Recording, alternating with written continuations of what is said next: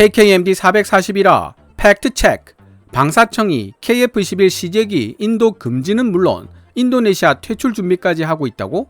낚이셨네요. 그럴 때 아닙니다. 방사청 인도네시아 퇴출 준비, 인립은 KF-21 전투기 넘기지 않는다. 모 유튜브 채널에 올라온 영상 제목입니다. 지인 중 한 명이 정말 사실이냐고 물어보는 바람에 알게 된 내용이고요. 몇몇 시청자들은 7월 8일 공개된 KF-21 지상 활주 영상에서 선명하게 보이는 인도네시아 국기를 보고 매우 불만스러운 반응을 보이기도 했습니다. 분명 인도네시아가 불신을 안길 만한 원인을 제공하기는 했지만 사업을 하다 보면 목표 달성을 위해 불신은 숨기고 신뢰는 내보여야 하는 때가 있는 법입니다. 현장에서 KF-21 프로젝트를 이끌고 있는 실무팀에게 있어 인도네시아는 할 수 있다면 끝까지 함께 가야 할 파트너입니다. 나중에 소개해드릴 필리핀 밀떡들이 KF-21 지상 활주 영상에 대해 보인 반응에서도 알 수 있지만 자국 공군이 아닌 다른 나라 공군에도 수출된 기체라는 타이틀은 수출 시장에서 엄청난 프리미엄을 제공해주기 때문입니다. 필리핀 국방부가 해외에서 방산물품을 도입할 때 적용되는 중요 법률이 하나 있는데요. 생산하는 나라의 자국 군대만 운용하는 방산물품은 도입할 수 없으며 최소 하나 이상의 국가에 수출 실적이 있어야 한다는 내용의 법률입니다. FA-50의 경우에도 인도네시아에 T-50 12대, TA-50 4대가 수출되면서 필리핀에 수출할 수 있었는데요. 필리핀에서 가장 강력한 영향력을 가지고 있는 군사 블로거 맥스 디펜스도 인도네시아가 KF-21 블락 1을 최소 50대 이상 도입하는 계약을 체결한 덕분에 필리핀도 2026년 이후 KF-21을 곧바로 도입할 수 있는 길이 생겼다고 지적할 정도입니다. 그만큼 방산물품의 경우 해외 수출 실적은 중요한 의미를 지닌다는 뜻이며 그런 의미에서 인도네시아가 중요한 역할을 해주고 있다는 뜻입니다. 이 내용에 대해서는 별도의 영상에서 다뤄볼 예정이고요. 어쨌든 인도네시아 덕분에 대한민국 공군만 도입할 때보다 생산량을 증대시킬 수 있어 규모의 경제를 좀 더 용이하게 실현할 수 있게 되었습니다. KF-21 프로젝트를 진행하는 실무진들에게 있어 이는 결코 무시할 수 없는 요소죠. 게다가 인도네시아와는 대우조선 해양이 건조하기로 되어 있는 잠수함 문제도 함께 걸려 있습니다. 여러모로 조심스러운 문제들이 얽혀 있는데 잊을만 하면 일부 국내 언론과 유튜버들에 의해 인도네시아 이슈가 재조명되고 발목을 잡으니 실무진들로서도 참 답답한 심정일 것입니다. 그래서 제가 직접 KF-21과 관련하여 정통한 소식통에게 방사청이 인도네시아 퇴출을 준비하고 있으며 인립은 KF-21 전투기를 넘기지 않을 것이라는 유튜브 영상 내용의 사실관계를 확인해 보았습니다. 소식통은 해당 유튜브 영상 내용에 대해 보람의 개발에 아무런 도움이 되지 않는 너무 과대포장된 이야기라며 지난 7월 8일에 있었던 KF-21 지상 활주 언론 공개 행사에서 있었던 에피소드를 설명해 주었습니다. 2022년 7월 8일 경남 사천 한국항공우주산업 카이 본사에서 KF-21 보람의 CJ-1호기가 지상을 활주하는 모습이 처음으로 언론에 공개되었는데요.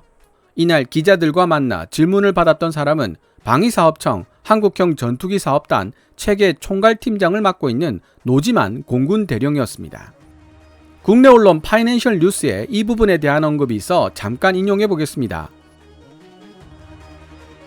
KF-21 공동개발에 참여하고 있는 인도네시아 측은 총 8조 8천억의 개발 비용 중 1조 6천억 상당을 분담하지만 자국의 경제난 등을 이유로 분담금 가운데 30%가량인 약 4,800억 상당을 현물로 내고 싶다는 입장으로 알려졌다. 이와 관련한 기자들의 질의에 노지만 팀장은 인도네시아 측의 분담금이 현재 계획대로 납부되지 않은 것은 사실이라며 시제기 제공 시점은 합의된 대로 2026년 이후가 될 것이다. 분담금 납부가 제대로 안 되면 당연히 시제기 제공은 안 될 것이라고 설명했다. 기사 내용에도 나와 있듯이 인도네시아가 분담금을 납부해야 할 마감 시한인 동시에 KF-21 CJ-5호기를 인도네시아에게 넘겨줘야 할 시점은 2026년입니다. 분담금 납부가 지연되어 시제기를 주느냐 마느냐를 논하기에는 시간이 아직 많이 남아있다는 것입니다. 노즈만 팀장은 분명히 그런 취지로 이야기를 했지만 일부 언론과 유튜버가 마치 방사청이 금방이라도 인도네시아를 KF21 프로그램에서 퇴출시키고 시제기마저 인도하지 않을 것처럼 보도를 한 것입니다.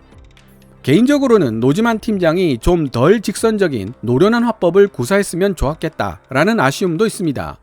이슈를 만드는데 목말라 있는 언론과 유튜버들에게 있어 적절한 요리 재료를 던져준 것이나 마찬가지 결과가 되었으니 말이죠. 현재 다수의 인도네시아 기술진들이 2명의 인도네시아 공군 파일럿들과 함께 사천에 와서 교육을 받고 있을 만큼 KF21 프로젝트에 있어 인도네시아와의 협력 관계는 여전히 활발하게 이어지고 있는 중이라고 소식통은 알려왔습니다.